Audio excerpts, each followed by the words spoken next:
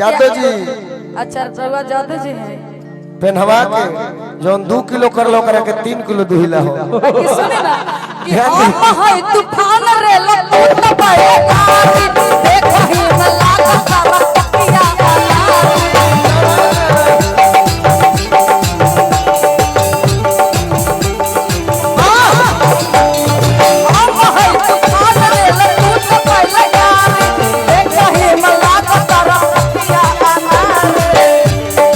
वाह हमरा बुझात नहीं तोहरा में दम्बा डंडा सुना हमरा बुझाता हमर में डंडा हमरा बुझात नहीं तोहरा में दम्बा अहीर हमके न बुझी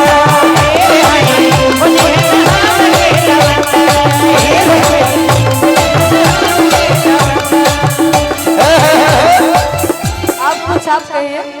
है गोलू कहिए गोलू फुआ कुछ कहे दो देखिए वो कह रहे हैं तार चंदन फूफा को दे ले अब गोलू फुआ के सुन कहता पहले अहीर वाला बतिया कहता हम बना के कही कह अहीर है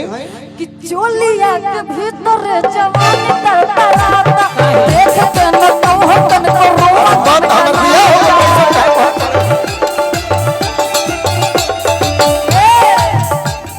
चोलिया के भीतर जवानी तड़तड़ाता देख के न कहतन को और 3 महारथी अभी लोकल बड़ा देखिए तीनों आदमी कहां से आ रहे हैं सुनो ना एगो बात सुन लो कहां ना हीरवा जौन है यूट्यूबर वाले से हां ये बेचारा इन लोग के मसाला हमेशा हमने के प्रोग्राम कवर करला सही नहीं खाती कोई कुछ ना कहे तो काल एगो गाना बनल रुक जाओ एक लाइन कह ले दे लोग के बारे में बोलिए ना मामा अपना निकाल कर बढ़िए कि रोज रोज जागाला से ना धोनी ना हो रोज रोज जागाला से तो पहले वो लाइन में कह दे अपन होला कहता कह दे ले ना इश्क होला अरे कुंवर के प्यार में धुन हुए हो लेकिन हम कहने कि रोज रोज जागला से अरे तू बर भइल बा भतारा हमारी यू तू बर भइल बा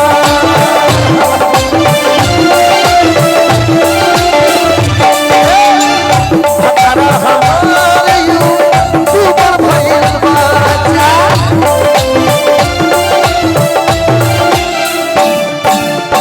कि रोज रोज जागला से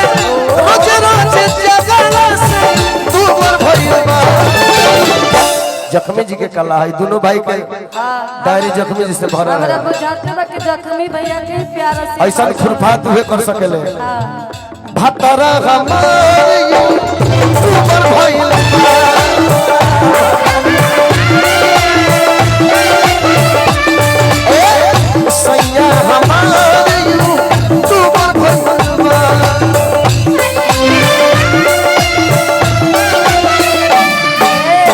यही में कहानी हम इन्हीं के मजबूरी सुनी है करे ले सब बेचारा का कि बाइक पर बैठे के अरे कैमरा स्टैंड हो रोज प्रोग्राम नतिया करेला स्टैंड हो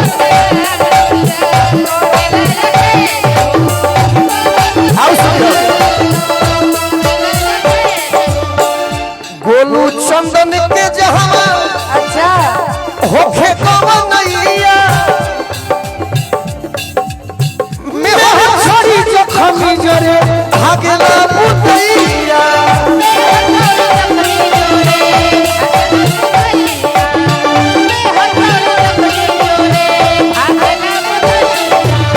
चाप रसगुल्ला बीपी सुगर भइल बा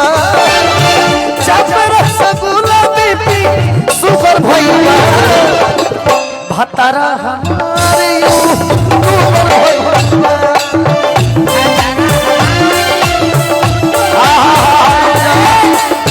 अब गाओ बाबू तू बाकी हम चाहेंगे आप वो नयका वाला गा ही दीजिए ना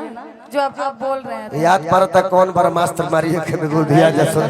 मजा आवता जानतर हम काहे चुप बनी हाँ जब से भरत शर्मा जी के राष्ट्रपति पुरस्कार मिलल बा सही बात उहे हम फेरा में बने कि हमरो को मिले यही से हम चुप होके सुनत हनी हाँ हाँ चले गो होली हम होगा दी कम से लोग खड़ा रहे सुने